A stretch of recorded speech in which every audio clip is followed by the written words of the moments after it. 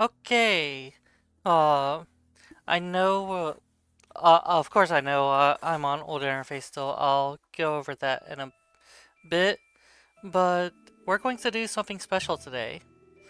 Um, we did the story recap, but it still was very breezed through. So before we actually start the session, this separate video will go over the story of the prior game. So if you don't need the refresher or anything, then you could kind of skip over this one. It'll be a separate video for the actual one. And I'm going to actually run a walkthrough side by side so I could get refresher. Alright, so the a lot of the kids were actually from the same village in the first place. Uh, the that actually has most of them. There are a couple that will come up, but for now, as you can see, Socks, Mal, May, Hana, Kyle, and Boron, I think was Boro. He's a nice kid. I'm trying to remember his name. Okay, so they were in the city, and then the the city was like a just like a regular town. Not even like a actual city. It's just like a little village with farming and little sheep and everything. But then the Burmans attack. The game originally took place on one island. By the end of it, we'll know why we are on a series of islands.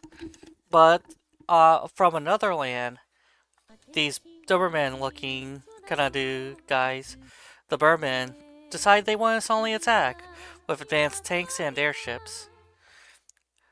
The a radio sounds off and tells the children to go over to this. It was either I think it's a mix of this or it was a evacuation point or something. But either way, the kids end up going here. Nah, the tank suddenly starts up. The Fuga is not the first time it happened. So they suddenly find themselves fighting Burman tanks with this huge tank. You get introduced to the gameplay, and oh look, the first boss comes in. The goodest boy among bad boys, Pretzel. Pretzel is a generally good-natured character, but his huge flaw is that he's that traditional my country right or wrong. He detests the destructive ways of his country, but he's still going for, and he does not like how Hax uh, is being tyrannical, but he's loyal to fault, emphasis on fault. Uh, Pretzel completely wipes the floor with us. The tank suggests that there is a solution to defeat Pretzel. The Soul Cannon. So you actually pick one of the children to put into it. You have to. You cannot decide on this, on whether you do it or not. You have to. And then you completely destroy Pretzel the same way our group got destroyed in that one fight. Um, so the children are saved, but they're so depressed that they won't fight. So when Burman reinforcements come to uh, to retaliate against that ridiculous blast, they just easily scrap our own tank and kill all the children. That's our first introduction to the rewind, which alludes to hey, you could save the children still. But there's no characters. We don't see Malt. We don't see any of the children. Not even the one that died first. And this cutscene kind of thing. And we don't see the character who's telling us, hey, you could turn back time. But we turn back time, we do our intermission well, and it goes well. And we defeat Pretzel. So we get to the next level. The party is trying to find the Burman camps that have all that have a kid's family in it because the adults got abducted by the Burman when the Burman attacked. So the kids are starting to look for their parents and the rest of their family. Um, we come across Hack and Chick, whose family ended up getting uh, their parents ended up dying. They stow away in our tank. We get those two uh those two so Berman who think they're too smart and they go ahead and fight us. Um so we go ahead and fight back. The pretty straightforward. They are just commanders. They don't have any larger attachment to the plot. This ghost only appears in the tank. Every now and then, a ghost seems to pop up, and the kids are like, "Wait, what? What's this? Did you see that? I did. What did you see?" We find Sheena.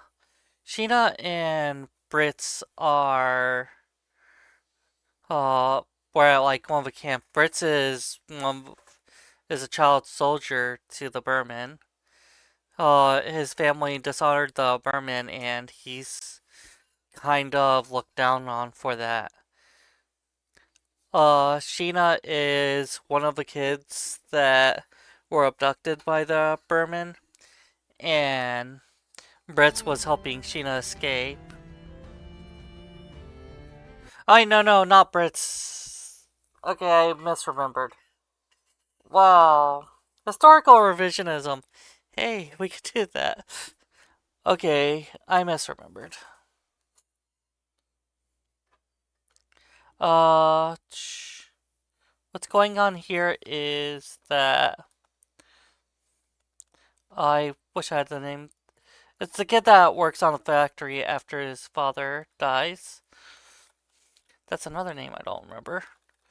Um, so what happens is that that kid, the one that was holding his arm for a second in a quick scene, was helping Sheena escape. He doesn't make it. Uh, we have this person though. This person is the adoptive daughter to Pretzel, and so she's like, "You killed my father. Now prepare to die." And the kids are like, "Yep, you killed our own people. You're killing us. This is senseless cycle revenge." But she's like, "I don't care. I'm still going to kill you." She gets destroyed. We move on. So we find this cute, this cute and silly little one. Uh, this redhead is a leader of a small group of kids. She just lives alone in a treehouse. We accidentally run over her treehouse. So because her group is abducted by the Burman, because Burman are kidnapping and killing everyone, she's like, "You know what? I'm a leader, so I'm going to command you to get my group back." Oh, hey, there's Brits. So, so we find Brits who. Okay, I think I remember it better. Brits is a deserter because of the abuse. I think I probably should have played this game before. Um, so Brits joins up to either this time or the next level. This big cat is terrible. He's experimenting with a type of soul energy to do some level of magic called no energy. And we take him out, and Gina finds her mother.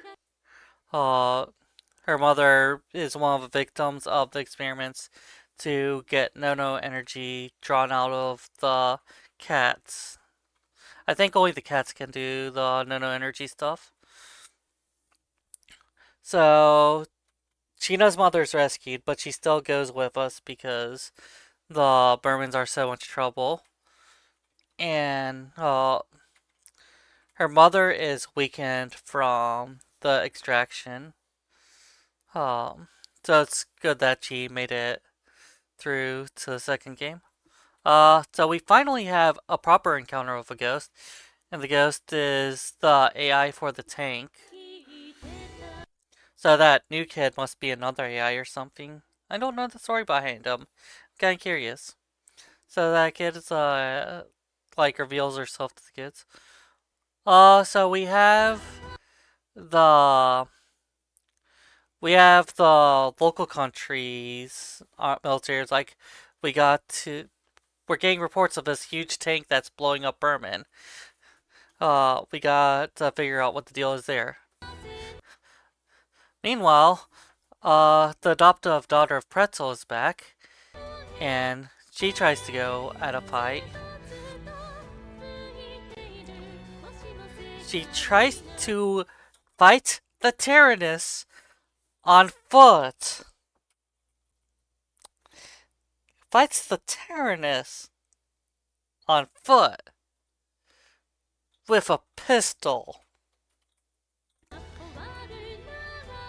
Uh, her tank ends up blowing up and just sends her down for the count. The kids lament that she was so engulfed with her wrath that she died and move on. Because if she stood down, like if these Burmans actually stood down to the ridiculous tank, they probably would live. Probably not that evil scientist though. He was really an asshole. Uh, the kids end up encountering this tank.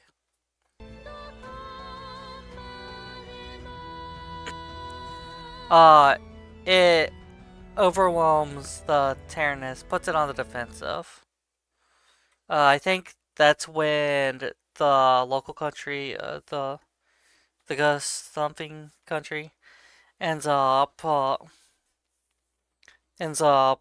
joining the Tyrannus, I think, and that blast from the Tuscus ends up wiping out the support forces when it hits the Tyrannus.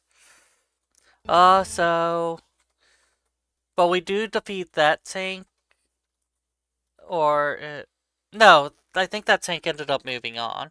It's like we can't defeat it, but then that tank gets, but Hax, who's piloting that tank, is like, I have things I have to do, so he just moves on um, after the Tyrannus is disabled from trying to protect itself.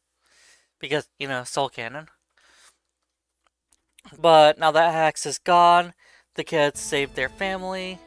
But now we have Hax who only the kids stop. And by the way, Brits ends up betraying us. Uh, I think his parents were found and held hostage or something. So he's forced to betray and fight the kids. They're pretty depressed about it, but they do fight back and they try to talk to him. He won't stand down, but uh, but the kids try their best to not kill him, and because of the connections between him and them, the they were able to, although they did wreck his tank, they were able to keep from outright killing him. He's able to get out of the tank, he's rejoins the kids, and they go to fight Hax together. Hax finds what he's looking for. Under the capital, it's like I think it's like mines under the capital. This big thing is an ancient weapon that Hax was looking for all this time, and he's using the Tuskus to power it.